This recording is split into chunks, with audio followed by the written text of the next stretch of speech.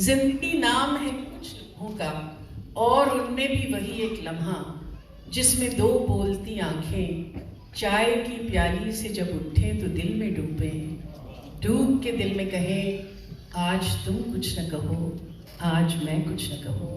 बस यूं ही बैठे रहें हाथ में हाथ लिए, गम की सौगात लिए, गर्मी जज्बात लिए।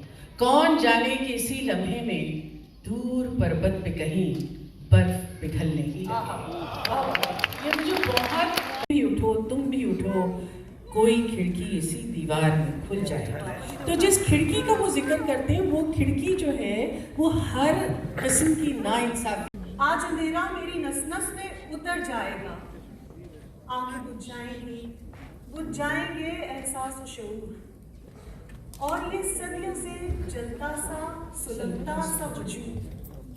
इससे पहले कि सहर माहिर पे शबनम छिड़के, इससे पहले कि मेरी बेटी के वो फूल से हाथ गर्म सार को ठंडक बख्शे, इससे पहले कि मेरे बेटे का मजबूत बदन तने मफलूज में शक्ति भरे, इससे पहले कि मेरी बीवी के होंठ मेरे होठों की तपिश पी जाए। रात हो जाएगा चलते चलते, और फिर रात बिखर जाएगी। आज अंधेरा मेरी नस नस में उतर जाए। मगर ऐसा हुआ नहीं था, क्योंकि कैफी साहब मायूस नहीं होते थे।